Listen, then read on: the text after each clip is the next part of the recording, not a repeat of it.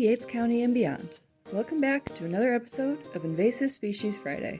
Through this short weekly podcast, we at the HCCE hope to bring you information about the invasive species you may see around this county.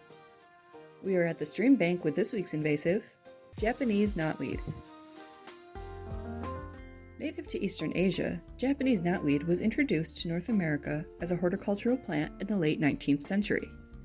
It was also used as a form of erosion control, but escaped cultivation and was recognized as a problem plant by the early 1900s. This dense-growing shrub is now in all but 5 states and has been reported in every county of New York. It prefers open uplands, riverbanks, lakeshores, and forest edges. It adapts easily to various habitats and tolerates dry to seasonally saturated soils. Growing up to 10 feet tall, Japanese knotweed resembles bamboo as it has hollow stems with distinct raised nodes. They are purple to green in color and die back in the fall, leaving standing stalks over the winter. The Japanese knotweed leaves are simple, alternate, and spade-shaped, though the younger shoot leaves are more heart-shaped.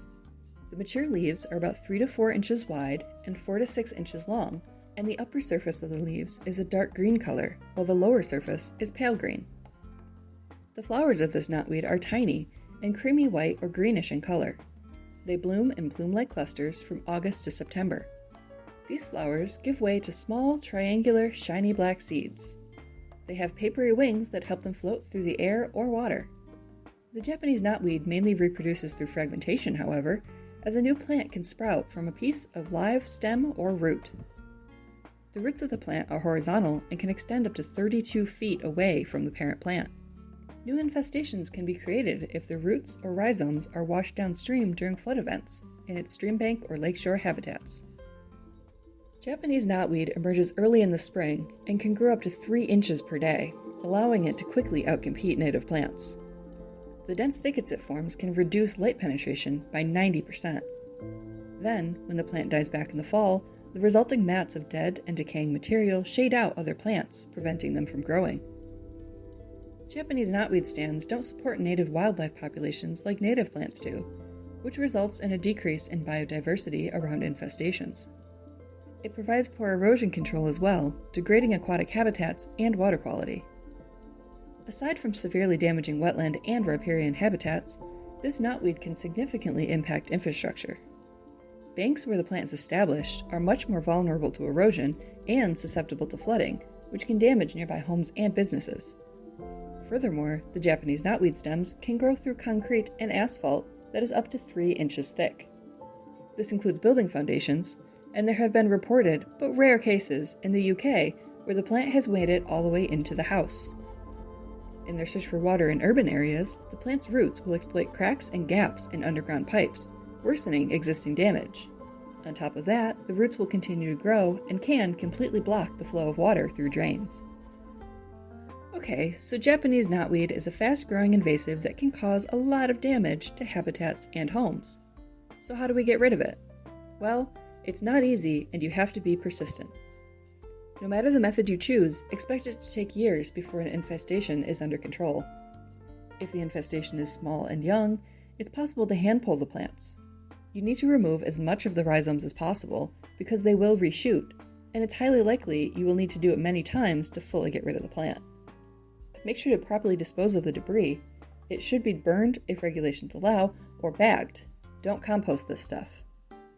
Mowing can also be a viable option for removal of new populations, as long as you have a mower that bags cut material and can mow it at least 4 times a year, but preferably more often. This will only suppress established populations unless combined with chemical methods.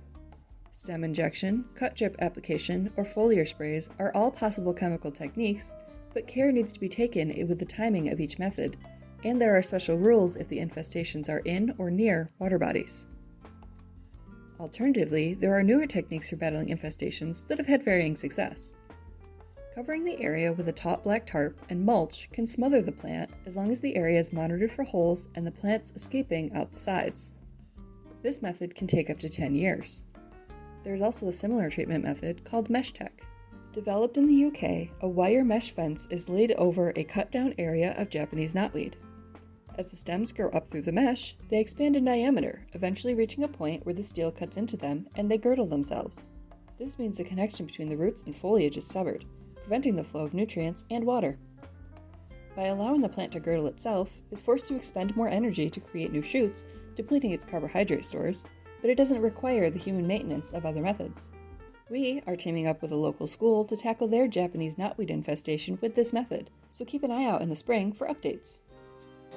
And with that, we reach the end of this week's episode of Invasive Species Friday. Next week, we are back in the water with a bivalve doubleheader. Until then, we at the Yates County CCE thank you for tuning in and supporting our fight against invasives in Yates County.